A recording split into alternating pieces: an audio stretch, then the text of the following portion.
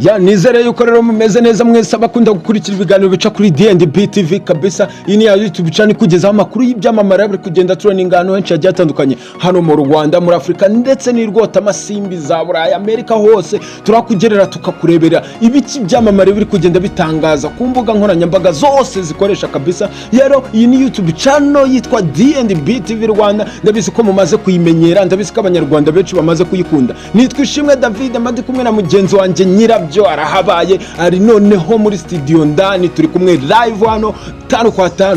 Rero ntabwo ndibuze gutinda, dufite iminota mikenya tubazane full package na makuru y'ibyamamare abari kugenda turning ahantu henshi hatandukanye. Reka rero mbabwire amakuru tujya kugarukaho. Turagaruka hano mu Rwanda cyitwa MTN Wacu Muzika Festival yongeye kugaruka ne episode nshyashya cyangwa ne edition nshyashya yongeye kugaruka. Turaza kubiganiraho. Uwitwa Igor Mabano yamaze gusezera muri Kina Music, yatangaje impamvu yavuye muri Kina Music, aho nta handi uri buza kubyumva sibyo kuri D&B TV Rwanda kabisa. Turaza noneho no kugaruka ku zindi nkuru zigiye zitandukanye n'indirimbo nshyashya zagiye zisohoka. Turaza kugaruka kuri saga y'umunyamakuru witwa Robin Ngabo ndetse na Tom Close. Ni abantu benshi bagiye bateraho komanteri. Umugore wa Tom Close ari byatangaje, uraza kubyumva muri kino kiganiro. Ni hanze y'u Rwanda turi buze gusimbukira uwitwa Diamond Platnumz Simba yamaze kuzuza miliyoni 100 z'abasubscribe. Niwe muhanzi wa mbere muri Afrika kabisa, nta kwirirwa tubishidikanyaho. Ibyo byose uraza kubyumva. Turaza no kujya hanze y'u Rwanda.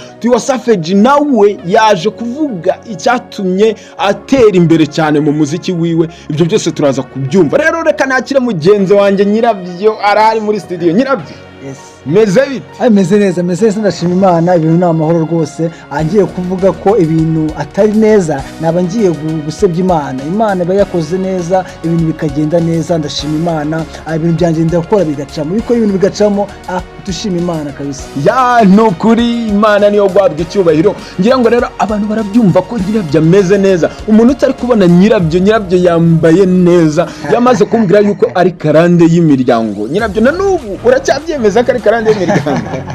Niko bimeze buriya, ntago ari ibintu wenda umuntu avuga ngo arirata. Ni ibintu biba ari ukavuga ati bibaye gute, ukabona urambaye ukaberwa, ariko buriya nkeka ko ari n'indwara yo kuberwa, byose biraza. Abantu rero batari kubona Nyirabyo ameze neza, n'umusore ushima Imana kuko nkuko yabivuze.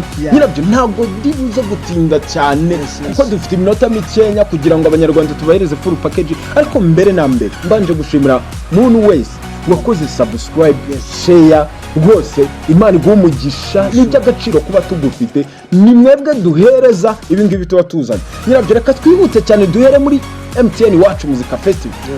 Wacu Muzika Festival ni ibitaramo bimaze igihe biba, ibitaramo nkeka ko byatumye abanyarwanda bareka kuba bafite icyo nakwita nk'irungu batewe na guma superstar. Abantu rero base nk'ababona ikintu navuga ko akibahoza. Wacu Muzika Festival ni igitaramo cyiza n'abahanzi, kandi abahanzi beza cyane bari mu Rwanda, bari trend, bagasurutsa abafana mu mpande zose zitandukanye. Atari kuvuga ngo ni muri Kigali gusa, bakajya ahantu hagiye hatandukanye, bakajya mu ntara, usanga bagiye Rwamagana, Bugesera, Huye. Abantu bose baba bameze neza cyane mu mpande zigiye zitandukanye, rwose bikaba ari ibintu byiza cyane. Ubu rero bakoze ivugurura, bazana abandi bahanzi bashyashya atari babandi, uko abahanzi bagenda bahindagurika. Hit ntabwo ihora ku muhanzi umwe gusa. David, nkeka ko ari ibintu byiza cyane ku Wacu Muzika Festival, kandi dushimira na MTN. Nukuri MTN Wacu Muzika Festival wabonye ko hari ibitaramo nyine byongeye gususurutsa abanyarwanda benshi cyane bagiye batandukanye. Ngira ngo rero mu minsi isize twari turi muri press conference batubwira abahanzi bazaba bari muri MTN Wacu Muzika Festival. Twabonyemo uwitwa Riderman yongeye kugarukamo, niwe muhanzi wenyine wagarutsemo, King James, Neri Ngabo, uwitwa Kivumbi King, Juno Kizigenza ndetse n'umukobwa umwe ariwe Ariel Ways. Kabisa cyane, ibintu byiza cyane. Abahanzi nkeka ko ngewe ndemeranye nabo 100%. Gusa ari abantu bagize dute ku bijyanye na King James. King James mukuzamo nawe ibyinshi byavuzwe, ese yasabwa ngahe, ese bari bavugishije The Ben birangiye nawe byanze agiye gukora ibindi bitaramo ahandi. Ni ibintu byagiye bivugwa cyane, ariko ngiye abantu barimo, abahanzi barimo bazitabira. Ni ikintu ubona ko buri muntu wese agomba kuba yahagera akabona ibyishimo kandi byiza cyane, kuko n'abahanzi bakunzwe, by'umwihariko Juno Kizigenza bari mu bantu bashimishije cyane ko narimo kubona ari mu bitaramo. David, cyane rwose nkeka yuko rero bamaze kubyibura kuvuga ngo dufashe level ya generation haba ishaje haba ndetse n'iya vuba. Abo bahanzi bose bagerageza kubakora, kuko nimba ureba uwitwa Riderman ni umuntu ushobora kuba ari muri generasiyo zose, ashobora kuzisangamo. uwo King James nawe abantu ba kera bashobora kujya kuririmba za ndirimbo za parapara, bashobora kureba za ndirimbo zose zagiye zikora byinshi cyane, after hit nabo ba Juno Kiziganya. Si izo nkuru gusa dufite, iyo ni MTN Iwacu Muzika Festival izagenda isusurutsa abantu benshi bagiye batandukanye. Rero twabonye n'izindi nkuru, witwa Igor Mabano yamaze gutangaza icyatumye ava muri Kina Music.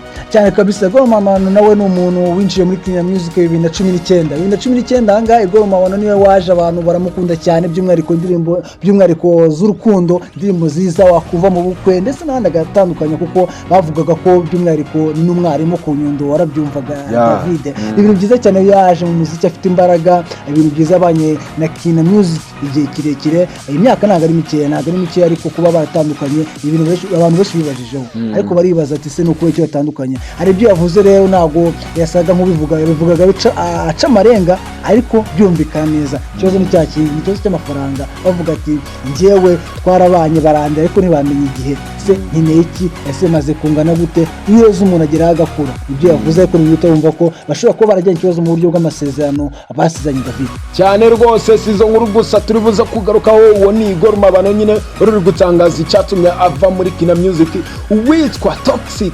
Afite icyitwa Toxic Experience kabisa. Nyirabyo nabonye abahanzi benshi bazatarama muri iyi Toxic Experience. Ni umu DJ mwiza udashidikanya, uvuga ngo ku ruhando mpuzamahanga ndabizi ko Toxic ashobora kuza mu ba DJ beza cyane. Twabonye rero abahanzi yashyize kuri liste bazaba bari muri Toxic Experience. Cyane kabisa, by'umwihariko nk'umu DJ agomba kuzana aba DJ. Harimo aba DJ 10.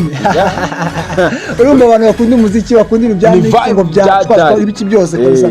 Nizere ko bazaryoherwa aba DJ 10, by'umwihariko kongeramo na Toxic. Ibintu byiza cyane, akongeramo Bruce Melody. Ahangaha mvisemo Bruce Melody, utumva ko izaba ari show igenze cyane.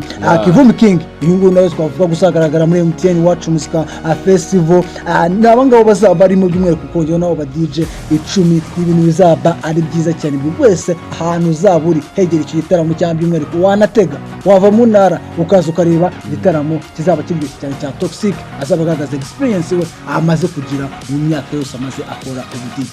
Uwo ni DJ Toxic kabisa. N'amakuru tuba turi kugenda tubagezaho, ariko ndagira ngo muba muri kuyumva neza. Ni ibintu biba bimeze neza cyane, dufite vibe twihuta cyane. Si ibyo gusa, turi buze kugaruka witwa Ishimwe Josh. Mwamenyereye mu ndirimbo zo kuramya no guhimbaza Imana, ariko abikora mu buryo bwa gakondo. We afata za ndirimbo zo muri Catholic ndetse n'andi matorero muri ADPR, we akabishyira mu buryo bwo guhimbaza Imana, ariko akabikora muri gakondo kabisa. Ukumva ko ari ibintu byiza cyane, n'abantu benshi bamukunze. Uyu nguyu rero, nyuma yuko akorewe icyitwa Groom Shower, abanyarwanda rurondogoro rugacika, bakavuga atese abanyarwanda bigenze gute ku buryo Ishimwe Joshua ashobora gukorera Groom Shower. Dusanzwe tubimenyereye ku bakobwa icyitwa Bride Shower. Noneho kuri ubu ngubu noneho yamaze gukora icyo bise gusaba no gukwa muri Canada.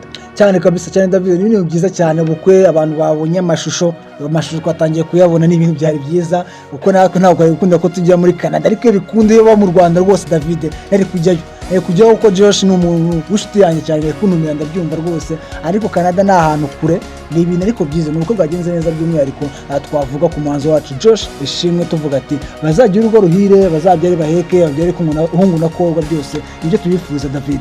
Cyane rwose, ni ibintu byiza cyane kuri Ishimwe Josh. Wabonye ko abantu benshi bavuze ngo congratulations Josh wacu, turagukunda cyane, ukomeze ugire urugo ruhire, ndetse n'uwo mwifatanyije muri ubwo rugendo rwo kuba umugabo cyangwa undi nawe akakubera umugore cyane. Ngira ngo rero ni indirimbo nyinshi ziri kugenda zitrendinga, ziri kugenda zisohoka cyane hano mu Rwanda. Twamye tubigarukaho ko uwitwa Kitoko yongera agaruka nyuma y'igihe kirekire, uwitwa Chris Brown nawe yasohoye indirimbo nshyashya, Cardi B yasohoye indirimbo nshyashya, uwitwa Ruti Joel nawe hari indirimbo nabonye agiye kuririzinga hanze. Ni byinshi cyane twavuga ariko ni nyinshi twagaruka ariko reka tujye no hanze y'u Rwanda kuko iminota ibiri kugenda yihuta. Ako David agatongo tutarajya kure by'umwihariko ikintu navuga kuri Kitoko. Kitoko asohoye indirimbo nziza ariko by'umwihariko ikintu yatangaje nicyo kintu cyavugishije abantu. Avuze ko amaze igihe aba muri England cyangwa mu Bwongereza ariko yatangaje ko ari mapanga kugaruka. Abakunzi ba Kitoko rero nyeka ko baguma kumwitega, baramukumbuye n'ibyo bagiye kumubona. Abaye imiziki myinshi cyane, uyasoraga kamwe gusa ariko naza mu Rwanda no kujya akora keshi. Afite full package nko bivuze, avuga ati nkumbuye mu Rwanda, nkunda u Rwanda, ngomba kuza kuba mu Rwanda, nabaye hanze ariko ngomba kuza mu gihugu cyambyaye. Naringiye ariko abanyarwanda ntago nari kuzabakira kabisa. Babwiye ngo tubarize nyirabyo. Hari saga imaze iminsi hano mu Rwanda, ubona ko iri kugenda trending ku mbuga nkoranyambaga, abantu benshi bagenda bayigarukaho bibaza ngo kuki witwa umunyamakuru witwa Robin Ngabo byamaze kuba saga cyane. Ni mu kiganiro kica kuri YouTube channel. Iyo YouTube channel ni witwa Tycoon. Ikiganiro cyitwa one on one, naho akwereka ifoto ukavuga ngo uyu muntu muziho iki cyangwa ukamuvuga ibyo ushaka. Witwa Robin Ngabo yaragarutse, bamwereka Tom Close, aravuga ngo uyu muhanzi witwa Tom Close yabaye overrated. Abango Tom Close ntabwo yigeze akora imiziki myiza. Usubire muri 2008 imiziki yakoraga njyewe ku giti cyanjye mba numva atari myiza. Yabeshya abanyarwanda. Abantu babyumve neza, ino amagambo yavuzwe na Robin. Ndi gukotinga amagambo ya Robin Ngabo. Ni umuhanzi watwaye guma abafana batera amabuye kandi koko ibyo bintu byarabaye. Ntabwo ndi guhimba ibyo Robin Ngabo yavuze, n'ubundi nibyo yavuze koko.